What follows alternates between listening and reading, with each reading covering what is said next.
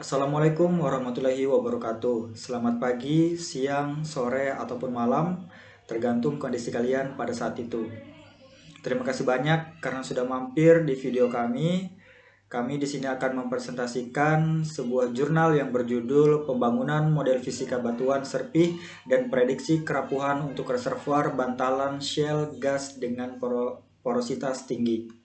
Sebelum kami masuk ke materi, saya akan memperkenalkan diri saya dan teman-teman saya terlebih dahulu.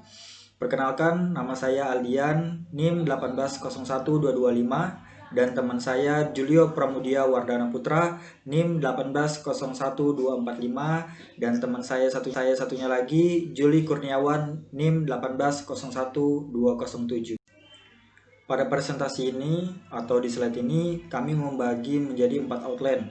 Yang pertama latar belakang dan tujuan, yang kedua landasan teori, dan yang ketiga metode, dan terakhir hasil dan kesimpulan. Oke, kita masuk di outline yang pertama, yaitu latar belakang dan tujuan. Latar belakangnya yaitu batuan serpi bersifat konduktif bagi perkembangan rekahan alami dan hydraulic fracture. Dan oleh karena itu, parameter kerapuhan batuan sangat penting untuk mengidentifikasi batuan serpih dan mengoptimalkan zona rekahan yang menguntungkan. Dalam beberapa tahun terakhir, banyak ahli telah mengemukakan banyak parameter elastis untuk mencirikan kerapuhan batuan. Sedangkan untuk tujuannya sendiri, yaitu untuk mengetahui tingkat kerapuhan batuan serpih pada bearing gas reservoir atau pada bearing gas reservoir.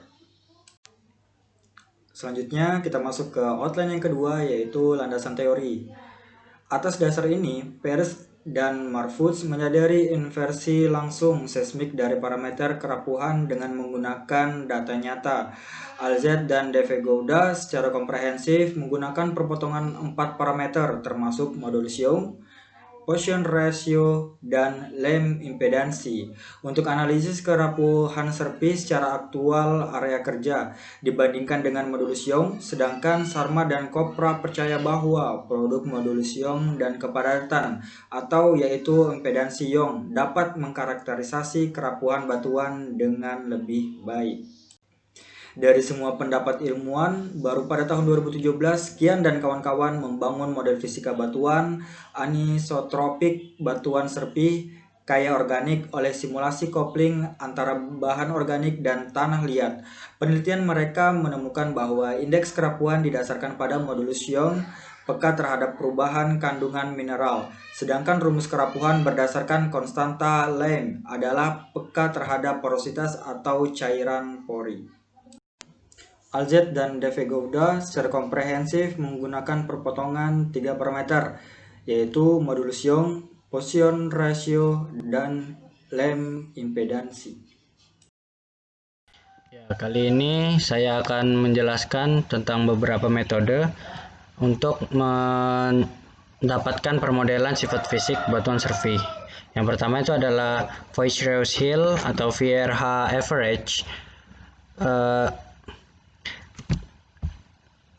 VRH average ini digunakan apabila mediumnya itu bersifat isotropik dan sangat elastis, dan ketika komposisi mineral semua dan konten relatif di batuan itu telah kita ketahui.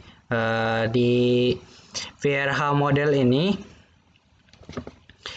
atau VRH average ini ada 3 persamaan. Yang pertama itu untuk mencari modulus elastisitas batas atas atau MV, itu caranya dari I sama dengan dari 1 ke N dikali FI dikali MI. Sedangkan untuk mencari modulus elastisitas batas bawahnya itu ada 1 per MR sama dengan dari I sama dengan 1 ke N FI dibagi MI. Maka MVRH-nya itu adalah rata-rata dari MV dan MR atau MV plus MR dibagi 2. Yang kedua itu ada SCA model. SCA model ini dapat digunakan untuk batuan yang memiliki inklusi yang sedikit lebih tinggi. Terus Berryman menemukan persamaan untuk mencari model ini dengan persamaan sebagai berikut. dari I dari 1 ke N dikali XI buka kurung KI dikurang K SC tutup kurung P pangkat 1 sama dengan 0, atau dari I sama dengan 1 dikali XI buka kurung mu I dikurang mu SC tutup kurung Xi pangkat I sama dengan 0. Nah, di mana I ini mengacu pada materi ke I-nya, misalnya 1, 2, 3, 4, dan seterusnya. XI, KI, dan I besar itu adalah volume fraksi, modulus sisa, dan modulus geser materi ke I.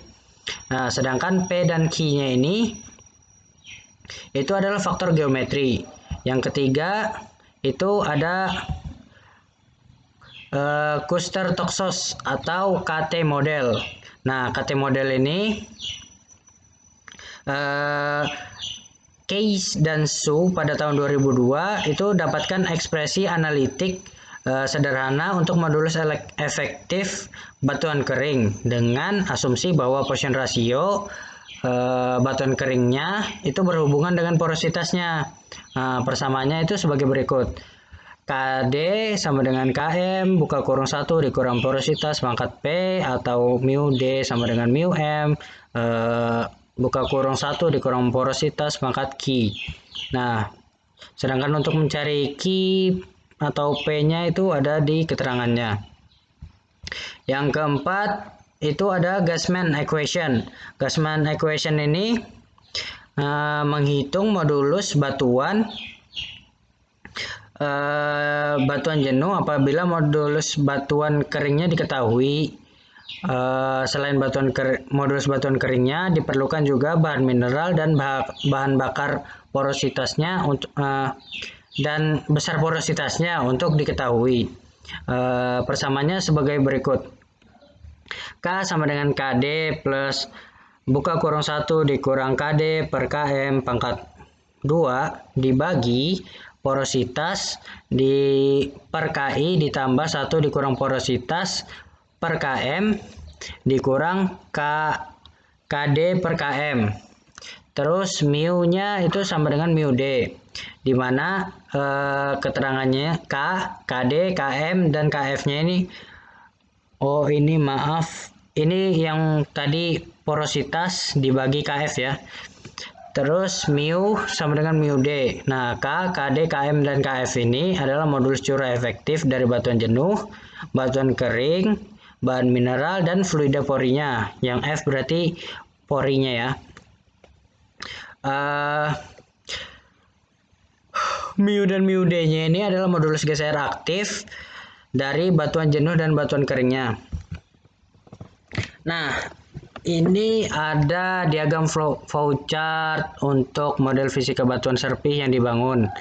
Yang pertama-tama pada clay ini adalah latar belakang mediumnya, dan mikropor ini pori-pori mikro dengan fluida yang tidak bisa bergerak di dalamnya, digunakan KT model agar kita mendapatkan batuan serpih murni. Selanjutnya dipakai Vierha model untuk mengetahui parameter modulus elastisitas dan dari campuran kuarsa dan kalsitnya, sehingga kita menemukan campuran mineralnya ya. Nah, setelah ditemukan campuran mineral dan shellnya, kita menggunakan SCA model untuk mencampur pure shell dan mineral mixture-nya dengan organic matter-nya atau bahan organik, sehingga kita mendapatkan rock matrix. Lalu setelah itu kita akan menggunakan KT model untuk menghubungkan pori-pori mikro yang kering dan akhirnya akan mendapatkan modulus elastisitas kerangka kering dari batuan itu. Terus pada tahap ini kita juga dapat mensimulasikan berbagai jenis mikropori yang terhubung dengan menyesuaikan aspek rasionya. Habis itu yang terakhir kita menggunakan Gasman method atau Gasman equation-nya untuk menjumlahkan besar porositas mikronya yang terhubung dan menghitung parameter elastisitas batuannya agar mendapatkan kecepatan gelombang P dan S juga density-nya. Terus maka dari model ini akan didapatkan hasil seperti ini. Nah, yang A-nya ini itu adalah perbandingan antara kecepatan gelombang P yang tadi sudah didapatkan dengan estimasi error. Nah, kita bisa lihat estimasi errornya ini mendekati 0. By the way, yang kita kita amati itu yang ditandain ini ya, karena ini menandakan reservoir yang kita targetkan itu ada yang ditandain ini. Sedangkan yang B itu untuk kecepatan gelombang pada gelombang S dengan estimasi errornya. Nah, ini kurang lebih nilainya berapa ini? Kurang dari 3000. Sedangkan yang C ini adalah perbandingan antara kecepatan gelombang P dan kecepatan gelombang S dan dibandingkan dengan estimasi errornya. Ini masih cukup rendah. Pada paper itu dikatakan kalau estimasi error di bawah 10% itu masih sangat bagus, dan ini masih sangat kurang dari 10%. Dari ini kita dapat menghasilkan interpretasi well log dari batuan serpihnya. Nah, kita bisa dapat clay content, quartz content, calcite content, TOC content, porosity, dan water saturasinya dari permodelan tadi. Nah, dari sini kita dapat melihat clay contentnya itu sebesar kurang dari 0,5, ya 0,4 lah. Terus quartz contentnya ini mungkin 0,5. Calcite kontennya ini sangat rendah, ini mendekati 0, mungkin 0,2. Terus TOC kontennya ini 0, cukup rendah, 0,09 ke bawah. Porositasnya ini 0,1 ke bawah, sedangkan water saturasinya ini di atas dari 0,5 sampai 1,0. Mungkin itu saja yang dapat saya sampaikan untuk permodelan fisik batuan serpi ini. Slide selanjutnya akan dilanjutkan oleh saudara saya, Juli Kurniawan. Terima kasih. Baik, saya akan lanjutkan penjelasan dari teman-teman saya sebelumnya. Saya akan menjelaskan tentang hasil yang diperoleh dari penelitian ini. Yang pertama adalah parameter modulus Young dan Poisson ratio itu adalah parameter yang paling sering digunakan. Paling sering digunakan dalam menentukan karakteristik kerapuhan dari suatu batuan. Nah, di sini ada Grazer dan Bray itu mengemukakan indeks kerapuhan dari suatu batuan shell. Yang pertama itu adalah modulus Young atau E. Rumusnya adalah lambda mu buka kurung 3 kali lambda plus 2 mu tutup kurung per lambda ditambah dengan mu, atau bisa juga menggunakan density Vs kuadrat kali 3 Vp kuadrat kurang 4 Vs kuadrat per Vp kuadrat kurang Vs kuadrat. Nah, Vp dan Vs ini adalah kecepatan gelombang P dan S, kemudian ini rho ini adalah density. Kemudian ada parameter Poisson ratio juga, rumusnya adalah lambda per 2 buka kurung lambda ditambah 2 mu tutup kurung, atau bisa juga menggunakan rumus ini. Kemudian ada E brittleness atau kerapuhan dari modulus Young. Rumusnya adalah E kurang E min per E max dikurang E min. E max dan E min ini adalah minimum dan maksimum modulus Young. Kemudian ada V brittleness atau kerapuhan dari Poisson ratio. Rumusnya adalah V kurang Vmax per Vmin dikurang Vmax. Vmin dan Vmax ini adalah minimum dan maksimum Poisson ratio. Kemudian ada BI atau indeks brittleness. Itu rumusnya adalah E brittleness plus V brittleness per 2. Kemudian ada ini adalah persamaan baru. Jadi dari persamaan Bracer dan Bray tadi, peneliti membuat rumus baru yang nantinya digunakan dalam paper ini dalam menentukan kerapuhan dari reservoir gas bearing shell. Nah, itu ada E per lambda. E ini adalah modulus yang tadi. Rumusnya adalah ini mu 3 lambda ditambah 2 mu tutup kurung per lambda dikali lambda ditambah mu. Atau bisa menggunakan rumus yang ini juga. Kemudian ada E per lambda brittleness. Itu adalah rumusnya adalah E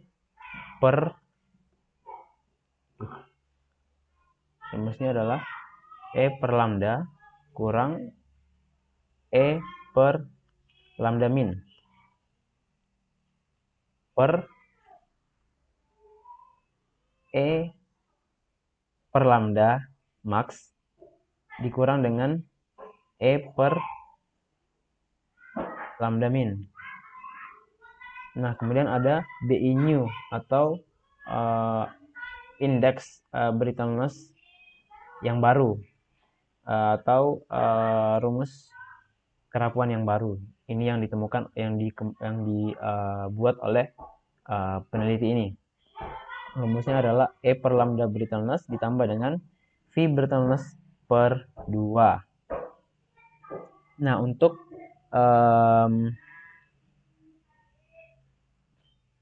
E per lambda ini adalah untuk E per lambda max dan E per lambda min ini adalah new brittleness, minimum new brittleness dan maksimum new brittleness atau minimum persamaan kerapuhan yang baru dan maksimum persamaan kerapuhan yang baru. Ini adalah brittleness, new brittleness. Kemudian kita lanjut ke ini adalah grafik dari pengaruh kandungan kuarsa dan porositas terhadap parameter-parameter yang digunakan untuk menentukan kerapuhan dari suatu batuan. Ini ada yang pertama adalah pengaruh kandungan kuarsa dan porosity terhadap modulus Young. Ini dapat dilihat dari grafik ini bahwa ketika kandungan kuarsa itu berada dalam suatu batuan yang memiliki porositas yang tinggi, itu akan menunjukkan modulus Young yang rendah. Bisa dilihat di sini. Ini adalah bentuknya hampir sama saja, yaitu melengkung ke atas. Itu baik itu kandungan kuarsa 0%, 20%, 40 dan 60% itu hampir sama bentuknya. Jadi bisa dilihat di sini bahwa ketika batuan itu memiliki porositas yang tinggi, kandungan kuarsanya berada pada porositas yang tinggi, yaitu ini. Ketika kita tarik garis lurus, ini akan menunjukkan modulus Young yang rendah. Nah, kemudian untuk bagian B ini adalah pengaruh kandungan kuarsa dan porosity terhadap Poisson ratio. Nah, ini kebalikan dari yang bagian A ini ya. Jadi ini bentuknya melengkung ke bawah. Jadi bisa dikatakan bahwa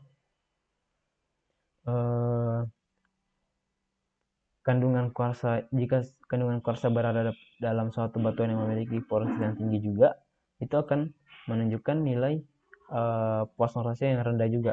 Seperti ini. Kita tarik garis lurus, maka beda.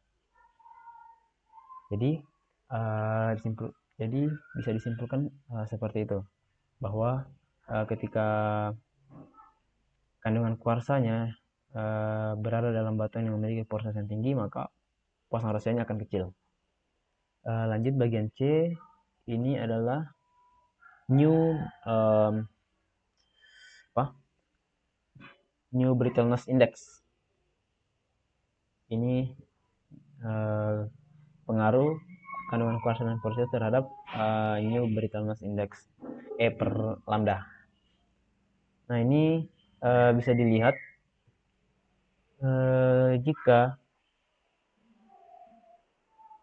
di sini dilihat bahwa kandungan kuarsa yang berada dalam porositas yang tinggi seperti ini itu akan menunjukkan nilai new brittleness index itu tinggi. Begitupun juga dengan yang di bawah ini karena bentuknya hampir sama saja. Kemudian bagian D ada new brittleness index. Brittleness index BI adalah brittleness index ini juga kandungan kuarsanya.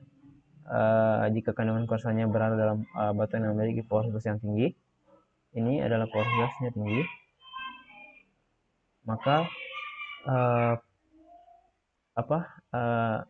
brittleness indeksnya akan memiliki nilai yang kecil, tapi tidak beda jauh dari yang ini. Kemudian ada indeks brittleness new atau indeks kerapuan yang baru. Ini kandungan kuarsanya berada di porositas yang tinggi, maka nilai BI new-nya akan juga tinggi, ya kan? Jadi dia semakin tinggi juga. Nah, habis itu lanjut ke pengaruh kandungan total organik karbon dan fluida terhadap parameter-parameter yang tadi juga. Ini ada modulus Young, yang bagian A adalah modulus Young, TOC konten ini yang di bawah. Jika yang plus biru ini adalah water saturated. Nah, untuk saturasi air di dalam suatu batuan yang memiliki total organik karbon yang tinggi, itu akan menunjukkan nilai modulus yang rendah. Begitupun juga untuk gas saturated, karena bentuknya hampir sama. Kemudian bagian B ada Poisson ratio. Poisson ratio ini bisa dilihat gas water saturated dan gas saturated itu hampir sama seperti yang bagian A. Jadi ketika water saturated ataupun gas saturated itu berada dalam suatu batuan yang memiliki total organik karbon yang tinggi, akan menunjukkan nilai Poisson ratio yang rendah. Bagian C, new brittleness index indikator. Ini untuk yang bagian C ini, ketika water saturated ataupun juga gas saturated berada dalam satu batuan yang memiliki total organik karbon yang tinggi, itu akan menunjukkan nilai new brittleness indikator yang tinggi. Nah, bisa dilihat dari water saturated ini, dia akan tinggi juga. Nah, begitupun juga untuk gas saturatednya. Kemudian lanjut di bagian D, yaitu indeks brittleness. Indeks brittleness ini untuk water saturated dan gas saturatednya hampir sama. Dia hampir membentuk garis yang lurus. Jadi bisa dikatakan bahwa perubahannya itu enggak terlalu besar ketika water ataupun gas saturated berada dalam satu batuan yang memiliki TOC konten yang tinggi, maka BI-nya juga akan hampir sama ya, hampir sama malahan. Di sini ada garisnya, ya. Jadi dia akan memiliki nilai yang sama. Itu pun kalau beda tidak terlalu signifikan perbedaannya atau range-nya. Nah, kemudian untuk bagian E ada BI new atau new Brittleiness Index. Jadi new Brittleiness Index ini adalah persamaan baru yang dibuat oleh peneliti untuk menentukan kerapuhan dari suatu batuan. Ini jika water saturated dan gas saturated karena bentuknya hampir sama. Jika berada dalam satu batuan yang memiliki TOC content yang tinggi, maka akan menunjukkan new index brittleness yang tinggi juga. Seperti itu. Kemudian lanjut ke analisis data well log. Bisa dilihat dari sini untuk modul Xiong. Ini adalah grafik hasil dari logging. Ini kedalamannya. Jadi untuk modul Xiong sendiri, untuk lapisan ductile shell itu memiliki modul Xiong yang saya pikir ini lumayan rendah, sedikit rendah, karena dia berada di range antara sekitaran 30 lah, antara 20 dan 40. Sedangkan untuk di sand shell interbedding, dia memiliki nilai modul Xiong yang lumayan tinggi, lumayan besar dari lapisan yang berada di atasnya. Kemudian gas bearing brittle shell hampir sama seperti di ductile shell. Nah, di sini untuk yang carbonate rocks itu memiliki modul Xiong yang sangat tinggi, berada di atas kisaran 80. Nah, 80 GPa. Nah, kemudian ini adalah pembacaan dari Poisson ratio dari yang kita peroleh dari logging. Nah, untuk lapisan ductile shell dia memiliki Poisson ratio yang tinggi, yang lumayan tinggi lah. Kemudian sand shell interbedding sedikit menurun lagi grafiknya. Gas bearing brittle shell juga semakin menurun ya. Di sini dilihat. Kemudian untuk carbonate rocks itu memiliki Poisson ratio yang ya lumayan tinggi lah di sini. Nah, begitupun juga untuk yang new brittleness indikator itu ductile shell-nya berada di nilai kisaran 2. Nah, kemudian untuk sand shell interbedding berada di kisaran ya sekitaran 3 lah, atau 2,5 gitu. Kemudian gas bearing brittle shell dia ini semakin naik ya grafiknya. Jadi ya sekitaran 3 ke 4. Kemudian carbonate rocks dia memiliki new brittleness indikator yang rendah dibandingkan lapisan yang ada di atasnya. Kemudian BI atau index brittleness ductile shell-nya rendah, memiliki nilai yang rendah, ya sekitaran 0,2 atau 0,3 lah ini. Kemudian sand shell interbedding dia 0,5 ya nilainya, jadi lumayan tinggi lah. Kemudian gas bearing brittle shell memiliki nilai yang agak sedikit rendah daripada sand shell interbedding yang di atasnya.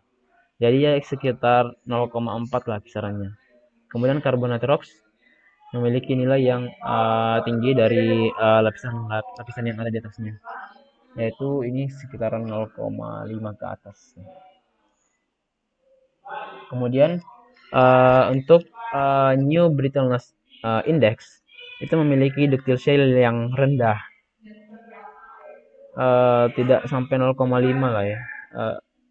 Ya rata-rata sekitar 0,2 aja nih. Kemudian sand shell interbedding lumayan tinggi, gas bearing juga lumayan tinggi. Nah, untuk carbonate rocks-nya dia menurun turun jadi lebih rendah daripada gas bearing brittle shell dan sand shell interbedding. Kemudian untuk yang ini bagian B, ini adalah untuk kandungan kuarsa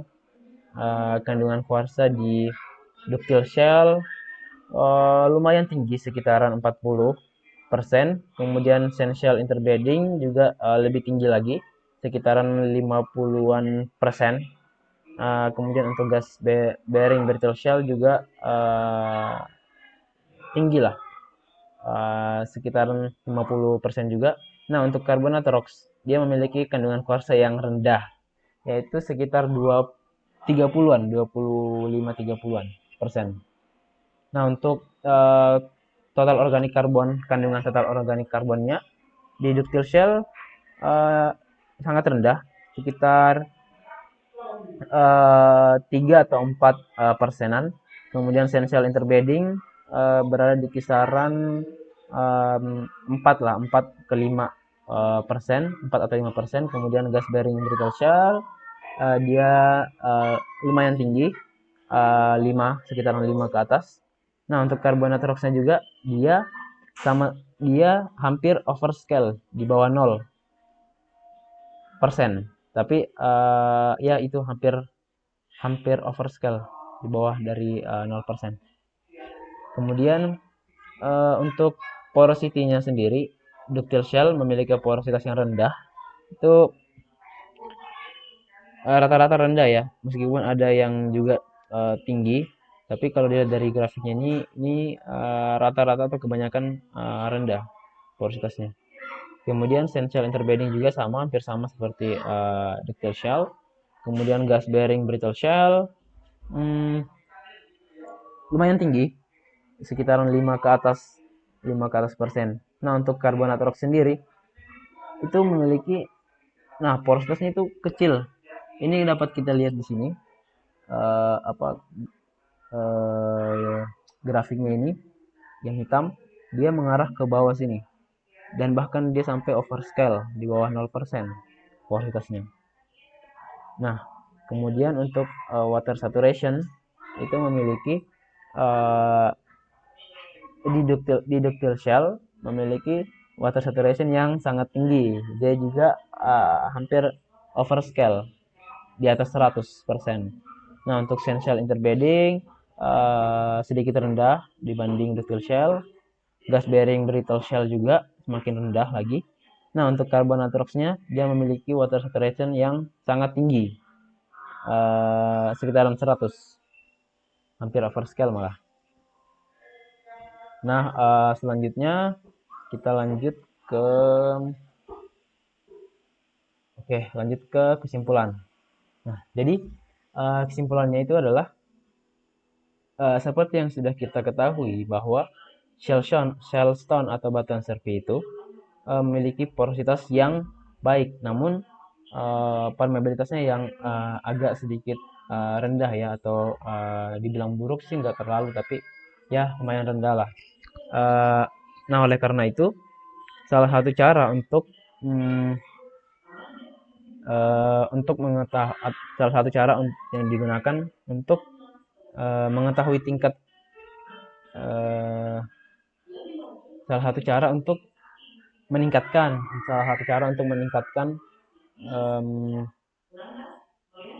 permeabilitasnya adalah dengan cara perekahan atau stimulasi juga bisa,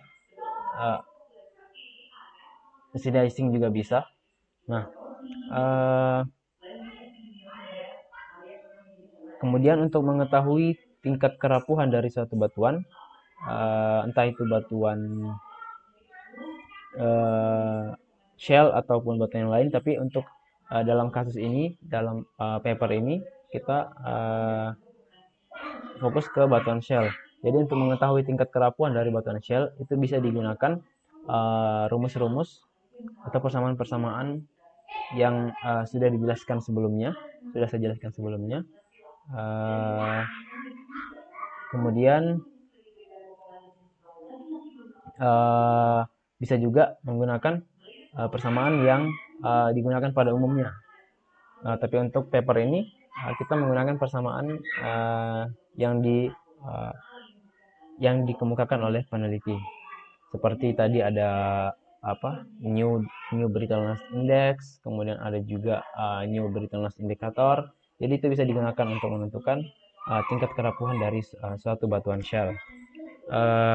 Karena persamaan ini sudah terbukti sangat efektif untuk menentukan tingkat kerapuhan dari suatu batuan. Baik, oke, sekian dari kelompok kami, sekian dari presentasi kelompok kami. Saya mewakili tiga orang teman saya, dua orang teman saya, Aldian dan Julia Pramudia Wardana Putra, mengucapkan mohon maaf yang sebesar-besarnya apabila dalam presentasi kami belum bisa menampilkan atau belum bisa menjelaskan dengan begitu detail ataupun ketika kita mempunyai kata-kata yang kurang berkenan, kami mohon maaf. Saya akhiri dengan ucapan Assalamualaikum warahmatullahi wabarakatuh dan terima kasih.